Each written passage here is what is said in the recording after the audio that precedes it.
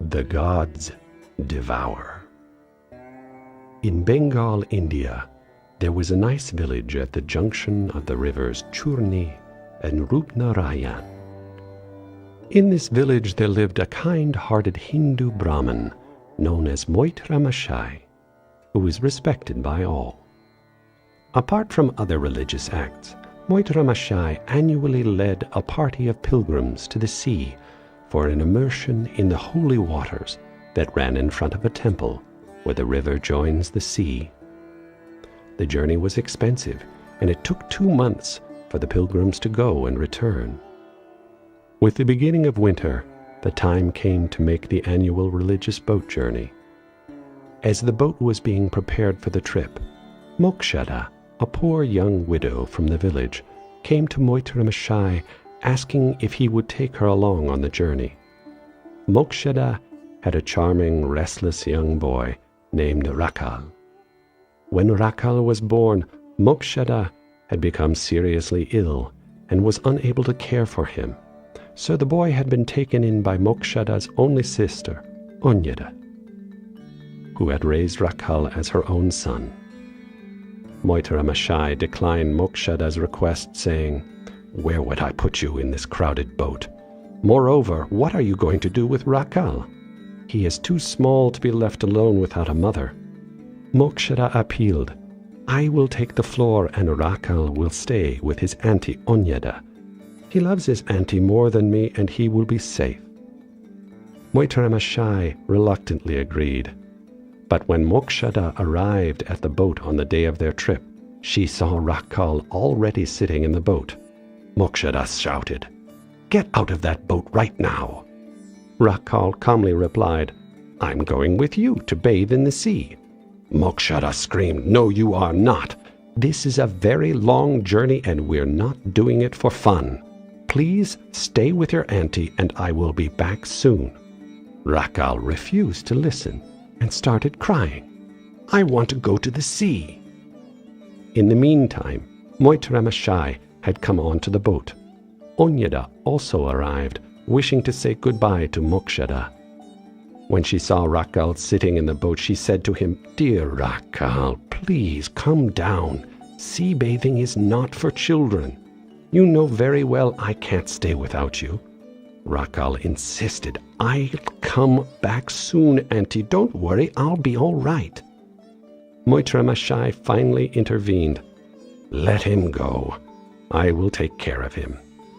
Mokshada became angry with Rakal for not listening to her, and she cursed in a mother's tone, "If you come, I will throw you into the sea before we come back."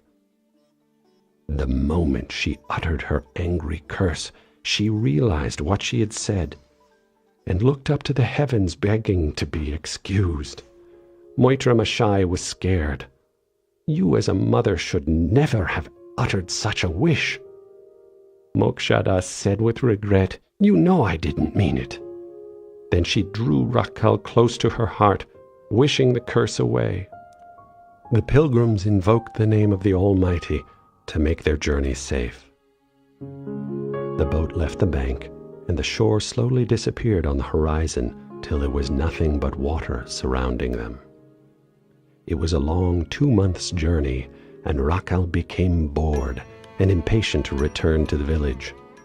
He missed his auntie. When the time came for the journey home, the tide came in, and the boat started to move very fast. Suddenly the wind began to blow, and a severe storm began to form around them.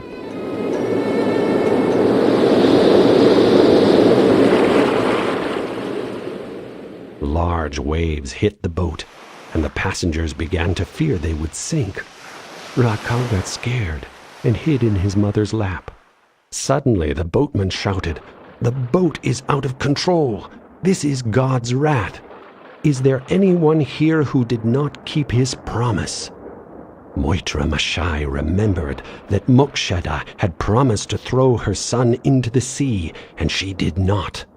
This might have made God angry, endangering the lives of so many passengers. The helpless boatmen were losing their control on the boat, and the pilgrims screamed. Moitra Mashai commanded Mokshada to throw the child into the water as she had promised. Mokshada appealed that she had not meant it, but it was too late.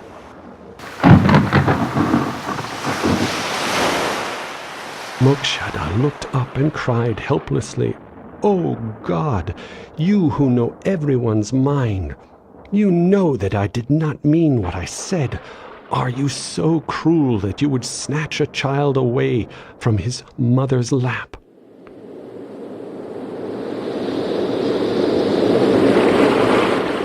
In the confusion of the beating storm and the crying pilgrims, the sailors snatched away the child and threw him into the river. Rakal screamed out for the last time from a distance, "Mama! Auntie!" But soon he sank down into the turbulent water. Moitra Mashai was stunned. He stood with his eyes closed, overcome with guilt, listening to the death cry of the small boy and the tears of his mother. All of a sudden, Moitra Mashai dove into the river to save Rakal. But the river was in a mad fury, and in a moment, both Moitra Mashai and Rakal sank into the churning waters.